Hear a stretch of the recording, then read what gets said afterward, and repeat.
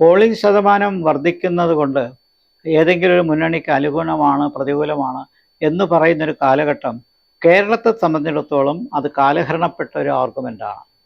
മുമ്പ് പഴയ കാലത്ത് പോളിംഗ് ശതമാനം വർദ്ധിക്കുമ്പോൾ അന്ന് മുന്നണി രാഷ്ട്രീയം ശക്തിപ്പെടാത്ത കാലത്ത് പോലും നല്ല രീതിയിൽ പോളിംഗ് ശതമാനം വർദ്ധിക്കുമ്പോൾ അത് കോൺഗ്രസിന് അനുകൂലമാണെന്ന് പറയുന്നൊരു കാലഘട്ടമുണ്ടായിരുന്നു.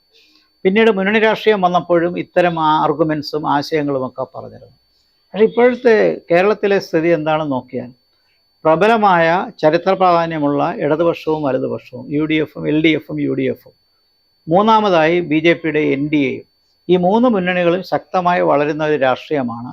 നേരത്തെ ചൂണ്ടിക്കാണിച്ചതുപോലെ 20 ലോക്സഭാ മണ്ഡലത്തിൽ 8 മണ്ഡലങ്ങളിലെങ്കിലും ശക്തമായ ത്രികോണ മത്സരം നടക്കുന്നുണ്ട്.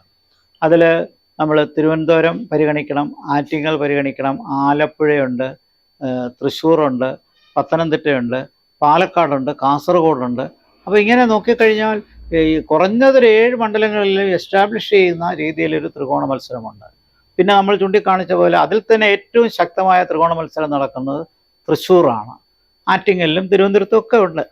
പക്ഷെ ഞാൻ പറഞ്ഞു വന്നത് എന്താണെന്ന് വെച്ചാൽ ഈ മൂന്ന് മുന്നണികൾ ഒരുമിച്ച് പ്രവർത്തിക്കുമ്പോൾ അവരുടെ അണികളെല്ലാം കൂടുതൽ മോട്ടിവേറ്റഡ് ആകും, എൻത്യൂസ്ഡ് ആകും. അതിൻ്റെ ഫലമായി കൂടുതൽ പോളിംഗ് ശതമാനം വർദ്ധിക്കും. അതുകൊണ്ട് ഏതെങ്കിലും ഒരു പാർട്ടിക്ക് ഗുണമാണ് എന്ന് പറയാൻ പറ്റില്ല. പക്ഷേ എല്ലാ വിഭാഗക്കാരും ഒരുപോലെ പോകുന്നു. പിന്നെ കേരളത്തിൽ പ്രത്യേകിച്ച് 45% ന്യൂനപക്ഷം ഉള്ള സാഹചര്യത്തിൽ അതിൽ തന്നെ ഒരു പ്രബല വിഭാഗത്തിന് കൂടുതൽ മൊബിലൈസ് ചെയ്യാൻ പറ്റുന്നു എന്ന് പൊതുവെ കണക്കാക്കപ്പെടുന്നു. അപ്പോൾ ആ നിലയ്ക്ക് പോളിംഗ് ശതമാനം വർദ്ധിക്കുന്നത് ചിലപ്പോൾ LDFന് ദോഷമായി വരാം. ഭരണവിരുദ്ധ വികാരമാണ് എന്ന് പറയുന്നതിലും തെറ്റില്ല. LDF ആണല്ലോ കേരളം ഭരിക്കുന്നത്. പിന്നെ കോൺഗ്രസ് എന്തായാലും കേന്ദ്രത്തിലും ഭരിക്കുന്നില്ല, കേരളത്തിലും ഭരിക്കുന്നില്ല. അപ്പോൾ ഭരണവിരുദ്ധ വികാരമോ ആൻറ്റി ഇൻകംബൻസി ഫാക്ടറോ കോൺഗ്രസിനെ വല്ലാതെ ദോഷം ചെയ്യുന്നില്ല. പക്ഷേ LDFനെയും BJPയെയും ദോഷം ചെയ്യുന്നുണ്ട്. അപ്പോൾ ഇത് കേരളത്തിലൊരു ശക്തമായ ഒരു LDF വിരുദ്ധ വികാരമുണ്ട് എന്നുള്ളതിന് കാരണങ്ങൾ പലതുണ്ട്. സാമ്പത്തിക പ്രശ്നം, സാമൂഹ്യ ക്ഷേമ പെൻഷനുകൾ കൊടുക്കാൻ പറ്റുന്നില്ല, ശമ്പളത്തിൻ്റെ കാര്യത്തിൽ താമസം വരുന്നു, പിന്നെ അണികളുടെ അക്രമത്തെക്കുറിച്ചും വിദ്യാർത്ഥി രാഷ്ട്രീയത്തിലുണ്ടാകുന്ന അപജയങ്ങളെക്കുറിച്ചും അങ്ങനെ തുടങ്ങി ഒത്തിരി പരാതി. പിന്നെ സഹകരണ മേഖലയിലുണ്ടായ പ്രശ്നങ്ങൾ, കരുവന്നൂർ ഉൾപ്പെടെ അഴിമതിയെക്കുറിച്ചുള്ള ആക്ഷേപം, ഇതെല്ലാം വരുമ്പോൾ ഇടതുപക്ഷ വിരുദ്ധ വികാരം ശക്തിപ്പെടാൻ സാധ്യതയുണ്ട്.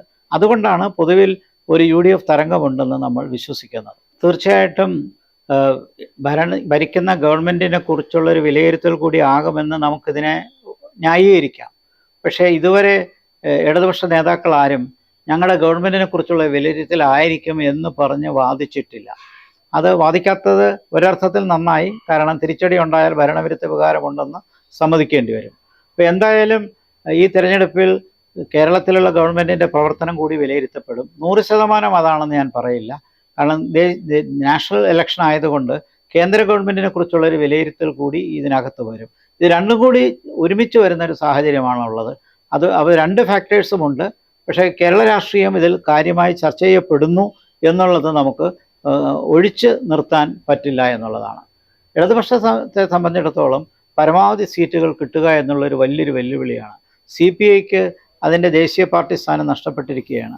ഇനി അതിൻ്റെ ചിഹ്നം നഷ്ടപ്പെടുമോ എന്നുള്ള ഭയത്തിൽ നിൽക്കുകയാണ്. CPMനെ സംബന്ധിച്ചിടത്തോളം തൊട്ടു പിറകിൽ ഭീഷണിയുണ്ട്.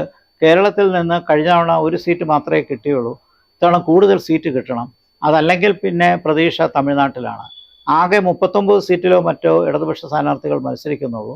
പക്ഷേ തമിഴ്നാട്ടിൽ തീർച്ചയായിട്ടും DMK മുന്നണിക്ക് വമ്പിച്ച ഭൂരിപക്ഷം കിട്ടുന്നതുകൊണ്ട് CPMന് അവിടെ നിന്ന് 2 സീറ്റുകൾ കിട്ടും. പക്ഷെ കേരളത്തിൽ നിന്ന് എത്ര സീറ്റ് കിട്ടുമെന്ന് നമുക്കിപ്പോൾ പ്രവചിക്കാൻ പറ്റില്ല.